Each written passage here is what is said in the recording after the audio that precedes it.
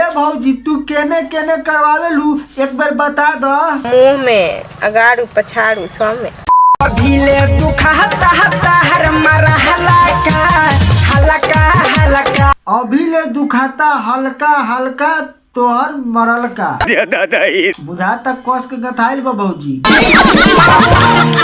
हलका हलका। भौजी का कहलाम है, मैडम का कहना है कि इनका सैया जो है, जो इनका भतार है, वो रात भर खूब किया है, चाहे मारा है, और इसका पूरा देह दर्द कर रहा है। कोनो दवाई कोनो इंजेक्शन इसके ऊपर सूट नहीं कर रहा है और इसको यहाँ तक के चला भी नहीं जा रहा। लेकिन बहन जो देख रहे हो कैसे गार कुदका के नाच कर रही है, इसमें इसको कोई प्रॉब्लम नहीं हो रहा है। जिसका भाई लोग, आप लोग खुद सोचिए कि जिसका दर्द से उठा नहीं जा रहा होगा, वो इस तरह का वो गार कुदका के डांस कर सकती है। बहन जो झूठ बोलती है, हम लोग को चूतिया बना रही है। ए छोटी हरा चोटी से चोट लागत हे छोटी तोरा चोटी से चोट लागता। इवा साला मन चला आशिक सके साला सैंडल से पिटाई हो जाला त लड़ावा ना चोट लागेला।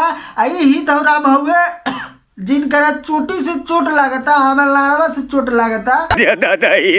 ए तू धरवावे लिखू ना हो। एगो है भौजी है, हिनकरा देख लो, हिनकरा का प्रॉब्लम बा धरवाई ले नो। तब भौजी बताओ तू कथी धरवावेलू आ कथी मिसवावेलू? छुच्ची धरवाई ले नो।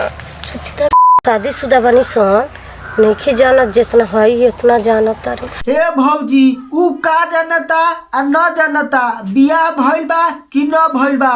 ऐसे तो मुंह देख के लागता कि 5-10 लड़का के माई हुआ, लेकिन कहत हिनकर बियाह नहीं के भइल बा। यहाँ तक के इतना तो हम जरूर जानता नहीं कि तोहनी तीनों से तीनों एक नंबर 76 बारू। तोहनी के विश्वास नहीं खे तो हम पूछ देता नहीं। हे भौजी तू केने केने करवावेलू एक बार बता दो। मुंह में अगाड़ू पछाड़ू सब में। अच्छा भौजी वो सब बात छोड़, तू एगो बात बताओ हमरा के, इस 7 आइटम कथी के कहल जाला, कैसे कैसे मारल जाला? तू हमरा के बताओ कि 7 आइटम कैसे पुरावल जाला, हमरा के बता दो, हमरा नहीं खे मालूम। चित, पट, आगे पीछे, मुंह में, नाक में, ढोड़ी में। भाई लोग आज के वीडियो यहीं पर समाप्त करता नहीं। आई होप कि वीडियो आप लोग के अच्छा लागल हो।